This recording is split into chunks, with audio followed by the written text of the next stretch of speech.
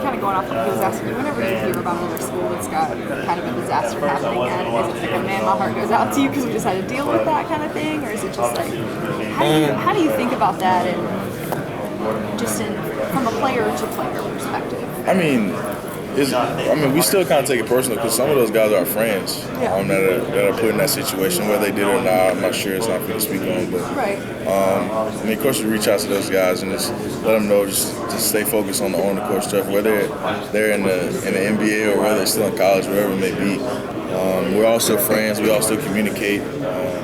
Just try to keep the focus on the court as much as possible. Whenever you said that, obviously you know a bunch of the guys here through high school.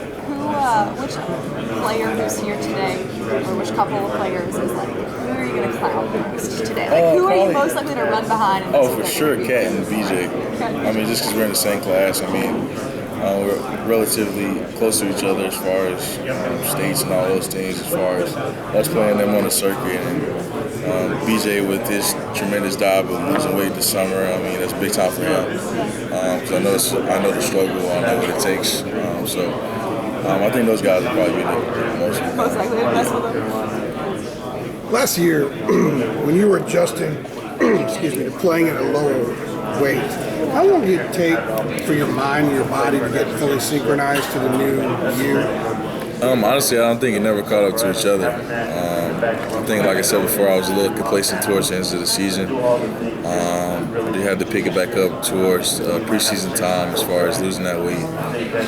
So I lost about 15 more pounds from 270. So I think right now the biggest thing for me is maintaining the right mindset, maintaining the right physicality to be there for my team. Are you, when I say synchronized, because you were used to doing things in a certain way for so long in your life, playing basketball, then you had to adjust to your body maybe being a little bit quicker. Are you fully synchronized now, your body? I think so. Body? Now I am. I think as far as me knowing what I'm capable of, as far as me, whether it's dunking the ball or me executing in the post as much as I can, me running the floor a lot more, or as far as me even playing 30-minute games or wherever it may be, I just think I'm capable of doing that now. I'm in a great position for me and my team.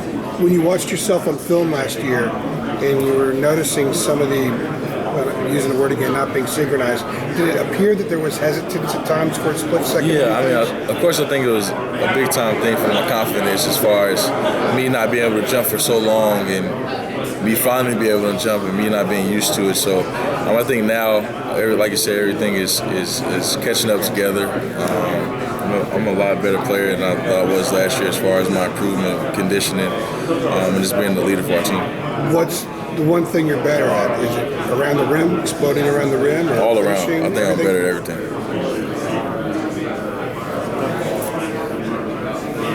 You mentioned experience being the reason that you thought people were voting this team preseason 1. How much does you having that control and confidence with your body amplify your experience?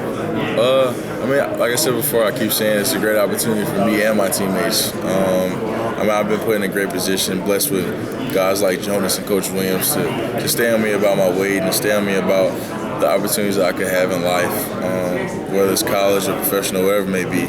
I think the main thing for me right now is being a big-time player for my team down the stretch, and unlike last year, I'll be there as far as my physicality. I guess what I was asking is how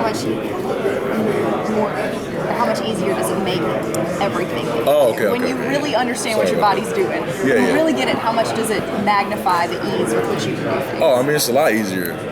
Just knowing that coach has that confidence in you to score the ball a lot faster, or stay in the game a lot longer, or just the all-around aspects of me being able to score the ball a lot better in the post and over the top of people and dunking the ball a lot more than always. Thank you. Is your mile time drastically different now compared to like your freshman year? Say it again? Is your mile time? When you guys run the mile? Yeah. What's the difference? What was it? About 57 seconds. 57 seconds. Is that from this year to last year, or from this year to the beginning of your career? This year to last year. And then from last year to this year. How about from your first year? Yeah, about a minute and 15. Oh, wow. So you made more progress this year than the season before. Do you like talking about that?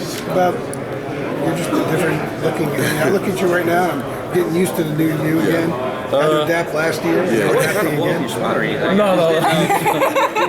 You know, better stamina, stuff like that. Does it get old that you're asked a lot of these questions? I mean, sometimes it gets a little aggravating, but I mean, it's a part of it. I put myself in that position. I mean, I'm pretty sure I'll be asking the same questions if I was still 320 or not. So I think for me right now, my main focus isn't the questions about my weight as far as me keeping my weight down and focusing on being a big-time player.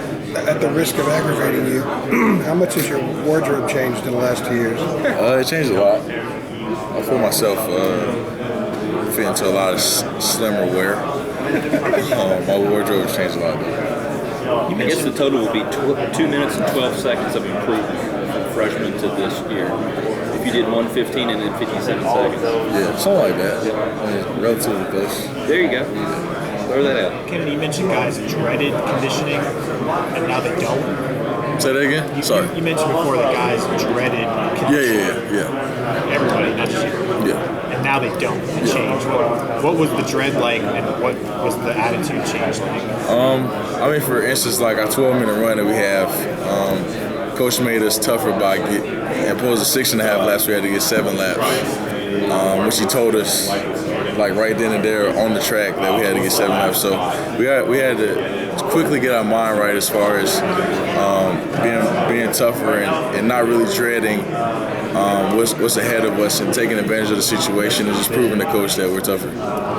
So guys just had a bad attitude about it. Never a bad attitude. It's just not looking forward to the pain that was going to occur. And now you guys look forward to the pain, embrace the pain. I think we embrace the pain now a lot better.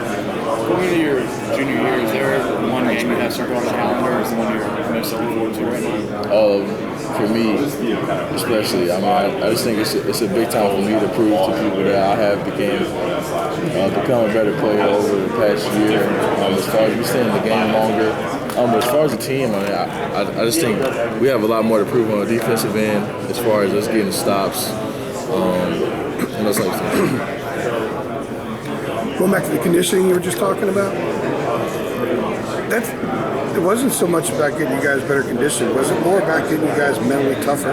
Both. I think now we're at a place where we're better conditioned mentally and physically. Last year, I think we were kind of lacking the mental part, like you said, as far as having the will to win towards the end of those games on the road. I mean, I'm sure you guys know that Coach has a board in our locker room that says something about us being tough and the games that we lost on the road that we could have won. And it's a little disappointing for our team because we know that we let those chances slip away, and it would have put us in a better opportunity towards the end of the season. And when you go back to each of those games, there's a sequence that went against you. It seemed to have a longing effect on you guys mentally. So you would compound a minute and a half of something and make it 4 minutes of something, and then you end up losing. Is that sort of the mental toughness that we're talking about? Oh, yeah, I think so. And I also think as far as us being more healthy towards the end of the season will also help. I think, I just messed me up. That got me, and I wouldn't even look at it. But no, I think I forgot the question. Sorry. We were talking mental toughness. Yeah. Those sequences a minute would turn into 3 or 4 minutes. And that was the difference in a lot of those games. Like I said, I think for us as a team, as far as us being mental tough will help with those situations. As far as us caring about our team more than ourselves will help a lot more. Because you can see it with myself, especially last year. I mean, the games I didn't start, I would have a bad attitude or whatever it may be. I mean, and I can't let those type of things happen because it takes away from my team. And I just need to be happy for my teammates or whatever it may be because, I mean, like I said before, it's a big time opportunity for us. I mean, having us ranked number 1 doesn't mean much, but at the same time, it means a lot. Just to show our improvement over the years. Bad attitude was from not starting? I think certain games, not a bad attitude, but I would say more of Sulking? Sulking? Yeah, kinda. Pouting? Yeah, pouting. Being a baby about the situation when all I had to do is cheer my team on, no matter if I'm playing a lot of minutes or not. So I just think that's me being more mature this year. no matter if Joel starts, no matter if Isaiah starts, no matter who starts. I mean, I'm going to be happy for my teammates because we still have the opportunity if I'm starting or not. And this might be the easiest question